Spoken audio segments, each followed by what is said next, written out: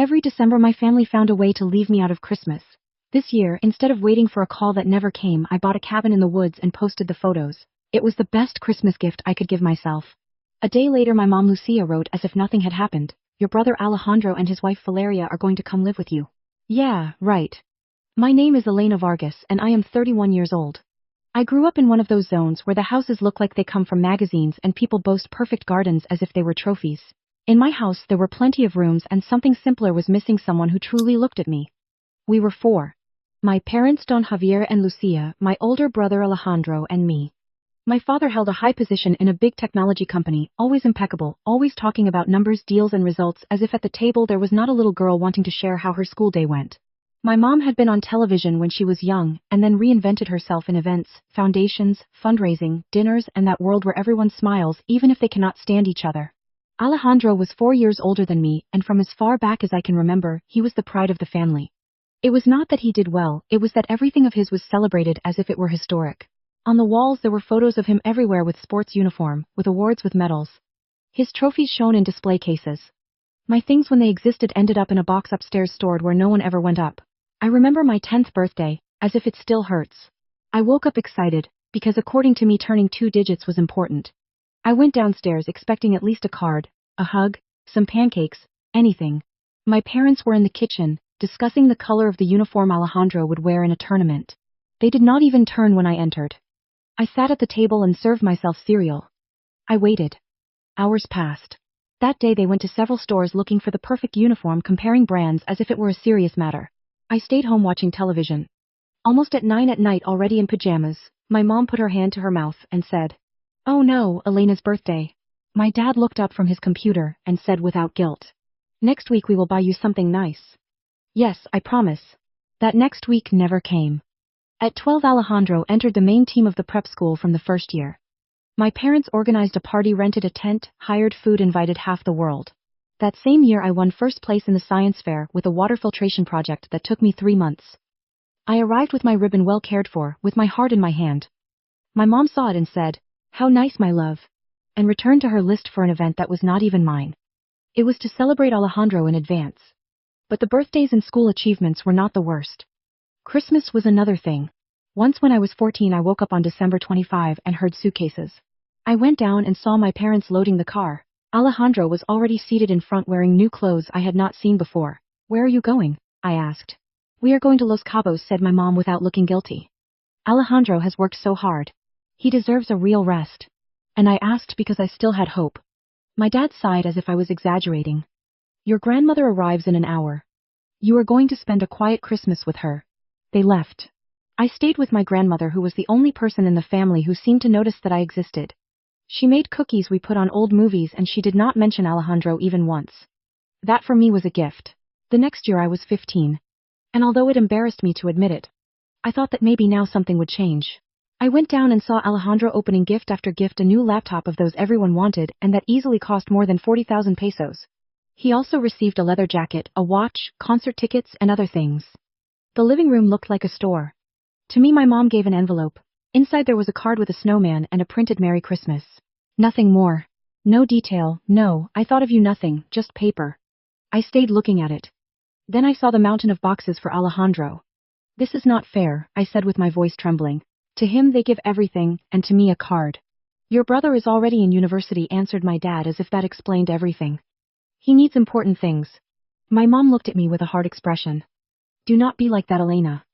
It looks very bad to go counting how much what they give to others costs." I went to my room and cried in silence so no one would be bothered. That day my grandmother called me. I told her everything and she said she was sorry. I believed her because she was the only one who said it truthfully. With the years it became a custom. Every Christmas, Alejandro received incredible gifts. A car when he turned 21, trips, brand clothes, gadgets, experiences. And I received a card. Sometimes it came with a handwritten message, but it was not better. It was one of those phrases that sound like a disguised scolding. Once it said, "You should try harder." Another, "Be grateful for what you have." One year, "Without shame. Do not envy your brother. It is not his fault to be successful." After a time I stopped expecting something, or that is what I repeated to myself. At 18 I was accepted in a good university in the city. I moved to a small apartment near where I would start my internships, and I hardly looked back. My mom wrote to me from time to time asking why I did not call. I called once a month and the conversations were always the same. 20 minutes of Alejandro, his plans, his job, his life, and at the end, and how are you? That lasted the time it takes someone to remember that they left the stove on. Even so, as silly as it sounds, a part of me wanted to belong, especially at Christmas. I missed the idea of Christmas, not the reality. The first year that I no longer lived at home, I called my mom at the beginning of December. I was thinking of going for Christmas. I told her I finish everything mid-month. I could stay a week. There was a long silence. Look, Elena, perhaps it is better that this year you stay where you are, she said at last. The family of Alejandro's fiancé is coming. It is going to be full. Full. I repeated. The house has a lot of rooms. Yes, but you understand, she said, without saying it. Besides, you would feel out of place. I listened. Why? That December I went to see my grandmother. I did not pass by my parents' house. Days later I saw photos on social media, everyone smiling next to the tree. Glasses raised the description saying something like the complete family reunited. I was not in any. After that I stopped asking and they stopped inviting. I graduated with honors. 3 years later, I got a job in a marketing agency in the city and I worked myself to death. Years later, I was recruited in a big creative firm, one of those that handle national campaigns with beautiful offices and demanding clients. I started as junior strategist and I rose with sleepless nights and not saying I cannot. I worked very long days, presented ideas that scared me, took projects no one wanted. And it worked. My family did not find out about anything because they never asked. I was still there in the family chat watching how my mom posted photos of Alejandro and his wife Valeria in dinners, events, short trips, everything perfect. Alejandro got married a few years before. I was not invited. My mom said it would be something very small, only close family. Then I saw the photos. There were at least 150 people. The chat was always the same. My mom boasting about Alejandro, my dad saying how proud he was, Alejandro responding with rehearsed modesty. I read, and that was it. Meanwhile, things were going well for me and not by luck. I earned everything. At my 31, I got the biggest project of my career. A sports brand wanted to reposition itself with the young audience, and they gave me total creative control. 6 months of work. Assemble team, research, test, adjust. When we launched the campaign, the results were crazy. The sales shot up. In the first quarter they rose more than 30%. My director called me to his office and told me I had done something special. 2 weeks later I received a bonus, 1.5 million pesos. I stayed looking at the figure in the bank app like 10 minutes. It made me laugh and want to cry at the same time. I had never had so much money at once. My first impulse was to tell someone, celebrate it. With whom? My work friends would be happy.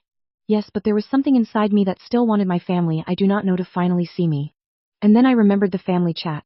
Days before, my dad had written without tact. And when are you going to achieve something important? You are already 31. And then he finished. Alejandro, at your age was already up. I had wanted to answer. That I had been promoted several times, that I led big campaigns, that my salary was way above average. But I stopped. They did not want to know, they only wanted to compare. I did not give them anything of the bonus.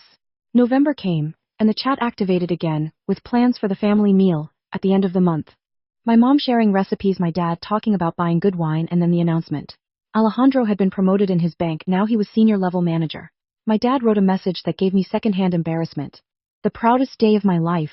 I always knew you would do great things, son. 2 days later my mom wrote to me in the chat as if it was the most normal thing in the world. Elena, can you buy Alejandro a nice watch for his promotion? Something around 30,000 pesos. That it arrives at the house before the family meal. Thanks. I read it 3 times. She did not ask if I could. She did not say please. She did not say, how are you? She just took for granted that I would obey. An expensive gift for the brother who never gave me anything, for parents who never celebrated a single thing of mine. I was stunned. That night I sat in my living room with a glass of wine and started looking at house ads. Not for investment, not for business, for the first time for me. I saw it. A cabin in the woods in Valle de Bravo with 3 bedrooms, 2 bathrooms, big terrace, and a large window that gave to pines and mist, stone fireplace, illuminated kitchen, of those photos that make you feel cold air even if you are in the city. It cost between 6 and 7 million pesos. It was not cheap, but the down payment was possible with the bonus, and with what I had already saved. And besides, I had a pre-approved mortgage credit from the bank. The monthly payment with my salary was manageable. The more I looked at it, the clearer I had it. I wanted it not as a whim, as a space where no one could tell me I was extra. I dialed the number of the ad. An advisor answered me.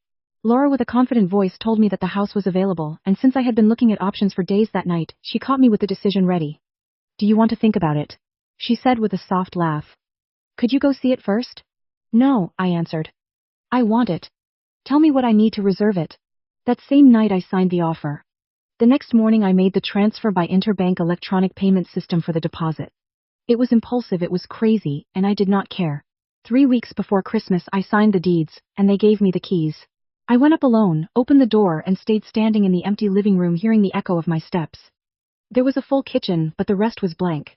I walked through each room, touched the walls, looked out each window. It is mine, I said in a low voice as if I needed to hear it. The following weeks I worked as if I was assembling my life from zero. I did not make it nice by magic. I brought furniture from my apartment, bought several things online so they would arrive direct to Valley, and hired a handyman for the heavier details. During the week, I advanced at nights, and on weekends I stayed there almost all day. By December 21, it already looked like a home. That day I took photos and posted them on Instagram. I wrote a single phrase: I deserved my own house, the best Christmas gift. 1 hour later my cell phone did not stop. Messages from my mom, my dad and Alejandro all asking the same. What is this? Whose is that house? Where did you get the money? Where is it? I read them with a smile and did not respond. Another hour later my mom sent a last message. Family dinner. December 23, 7 at night. This is not discussed. I thought of ignoring her too, but something in me wanted to see their faces. I wanted to say it face to face. On the 23rd I left with time because I already knew how the traffic in the city gets, and I arrived at the house where I grew up. I rang the doorbell. My dad opened and did not even say hello. He looked at me seriously and led out to the living room. Right now my mom and Alejandro were already there. Alejandro with arms crossed, my mom with red eyes as if she had been crying. It was her favorite resource to cry, so one feels guilty. I sat in front of them and waited. Whose is that house? Asked my dad directly. I smiled. Mine. They stayed silent. I bought it with the bonus they gave me at work. 1.5 million pesos. My mom opened her mouth, truly surprised. That cannot be. Yes it can, I said. It happens when you work seriously and they let you live your life. But you only. Are she started? If any of you had been interested in me in the last 10 years, you would know where I work. I answered. I lead big campaigns, I have been promoted several times. That bonus was for a project that increased sales by more than 30%. My dad blinked as if it was hard for him to process it. Alejandro did not say anything, he only looked at me with that rare mix of incredulity and anger. Then Alejandro spoke at last. You should have consulted us before making a purchase like that. I laughed, not out of mockery, but because I could not believe it. What makes you laugh? He let out annoyed. That you think I need permission, I said. It is my money. We are family, said Alejandro, as if reciting something he learned. Big decisions are made among everyone. Ah, sure, I answered. Like when you got married and you did not even invite me, or when you go on trips at Christmas and you leave me with my grandmother, or when you remember me only to ask me for things. My mom got in quickly. That attitude is exactly the problem. You became selfish, Elena.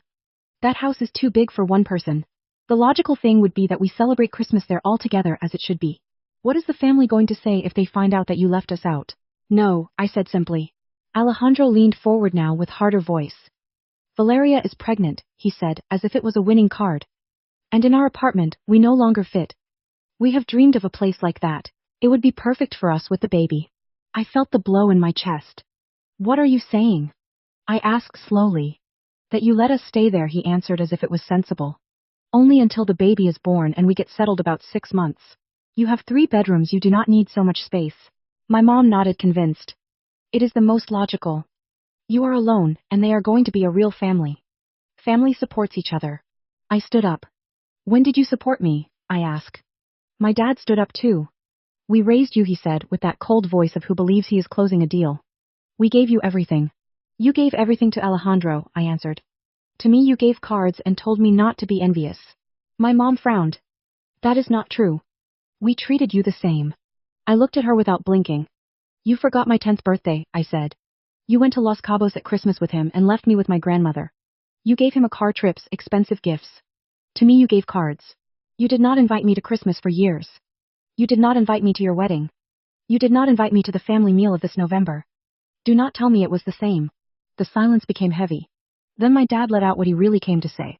If you want to fix your relationship with this family, you are going to spend Christmas in that house, and you are going to let your brother and his wife stay there without paying the time they need. I saw them one by one. My mom with the victim face, my dad with his intact pride. Alejandro sitting as if the world owed him. You left me out years ago, I said now without trembling, just that now you remember because it suits you. My mom stretched her hand as acting tenderness. Elena, do not exaggerate. We are here, are not we? We are trying. Do not make dramas anymore. You are trying to stay with my house, I answered. I went toward the door. Elena, shouted my dad. If you leave, you are cutting with your family. I stopped and turned. You cut with me a long time ago, I said. Only that you were too busy applauding Alejandro to notice. I left. Behind they kept talking, raising the voice, saying the same as always, that I was the bad one, that I was the selfish one, that I was breaking the family. I did not stop. That night my phone rang nonstop. Messages from my dad saying that I was irrational. My mom saying that I was breaking her heart. Alejandro saying that I owed him support because that is how siblings are.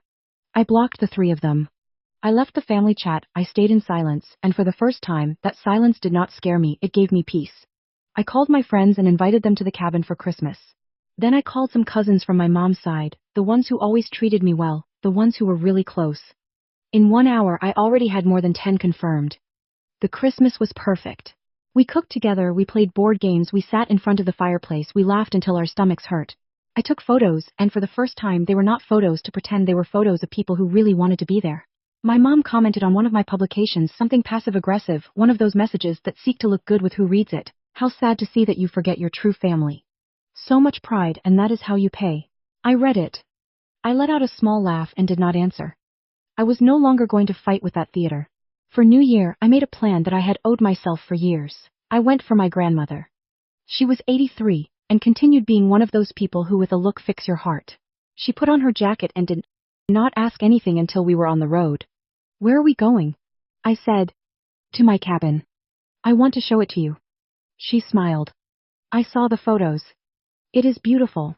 The road leaving early and without so much exit traffic was about 2 hours. Upon arriving, she walked slowly through each room, touching the furniture, looking at the trees through the window as if she was storing the landscape in her memory. When she finished, she sat on the couch and patted the place next to her. Your parents called me, she said. I tensed. They wanted me to make you see reason, she continued. I did not tell them that.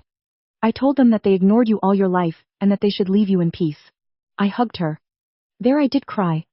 But of relief. I also told them that if they bothered me again with their things, I myself would hang up on them. She finished with a calm that gave me laughter. We spent New Year together. Only she and I ate well. We watched the end-of-year program on TV, and she told me stories from when she was young. It was the best New Year I remember. In January I returned to work and to the routine. My apartment in the city was practical, but every weekend I escaped to the cabin. It became my refuge, the place where I breathed without waiting for someone to praise me or punish me. 3 weeks into January, my assistant knocked on the door of my office with a nervous face. Elena, your parents are downstairs, she said. They ask for you. I felt my stomach drop. I told her I was in a meeting. They said they would wait.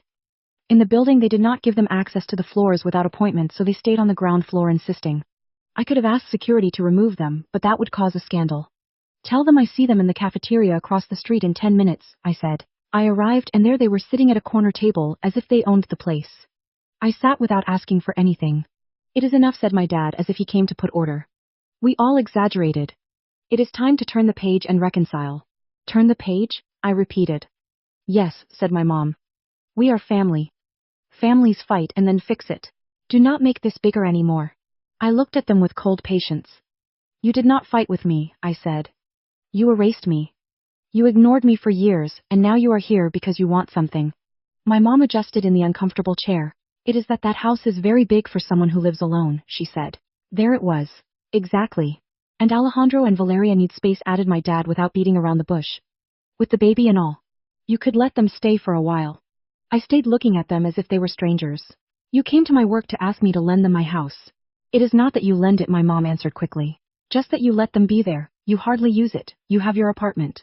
I use it when I want, I said. And even if I did not, it is mine.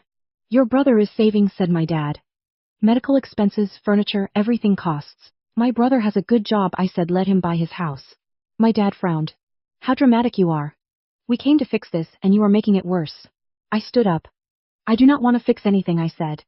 You had 31 years to be my parents. You were not. Now you want to come back because I have something that serves you. The answer is no. My mom opened her mouth to insist. I raised my hand without shouting but with firmness. If you come looking for me again, if you appear here again, if you go to my apartment or to my house, I am going to file a complaint for harassment and I am going to request protection measures, I said. I am not playing. Leave me in peace. I left before they could respond. My hands were trembling, yes, but I walked lighter as if I had finally said what I had stuck all my life.